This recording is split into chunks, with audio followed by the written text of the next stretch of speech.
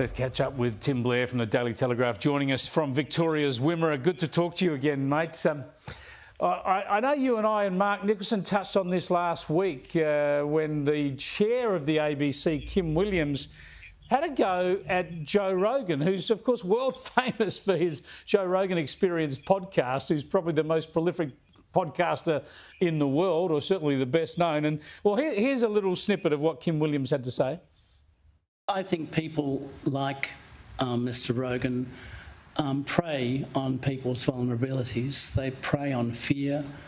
They prey on anxiety.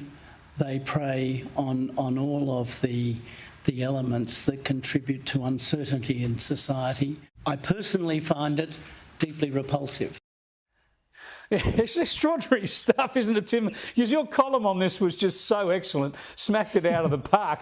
He's just these strong opinions about something that he doesn't listen to. Yeah, you're like, when he was asked a question by an ABC reporter what his opinion was of Joe Rogan, he said, well, I'm not really the guy to ask, don't know much about it. But I hate him, and he's terrible and evil. Like he called him repulsive and even worse, malevolent. You know, incredible things to say.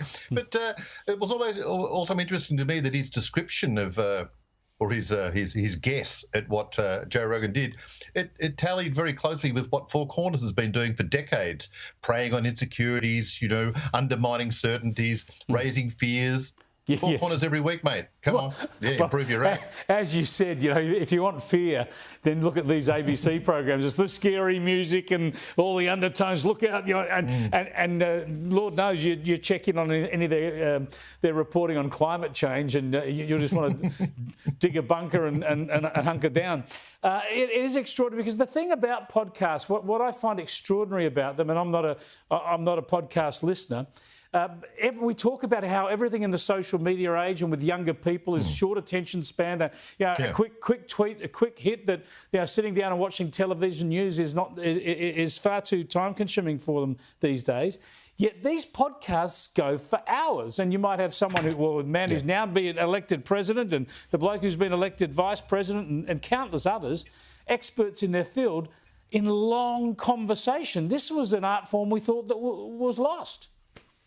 Absolutely. We keep seeing this where at the same time we're concerned about new technology, you know, erasing things and causing, you know, serious issues. And your previous interview about AI concerns, very valid.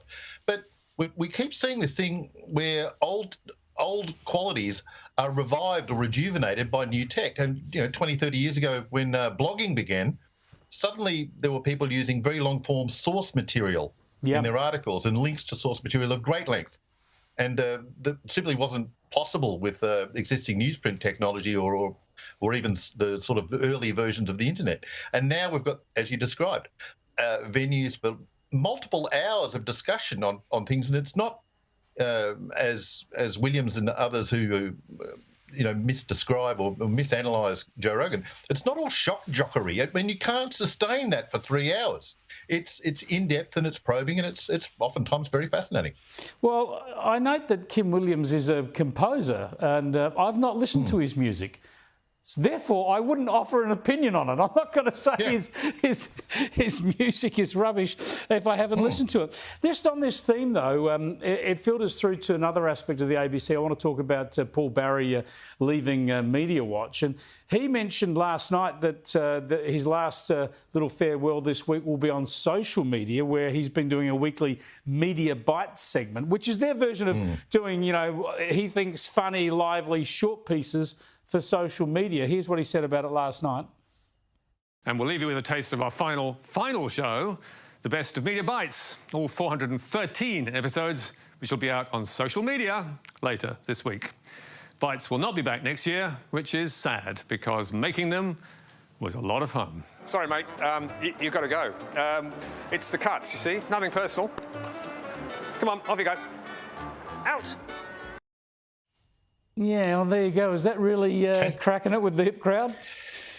I'd love to know the budget for that. That would be fascinating, wouldn't it? You might have to run a little FOI on that, because seriously, you know, he was bad enough as a straight presenter, but at least he had some gravitas, you know. But then when he when he tried to do the Hello Kids routine, you know, hello fellow children, as the great scene from 30 Rock many years ago summarised that sort of thing. Yeah, he didn't make it rock.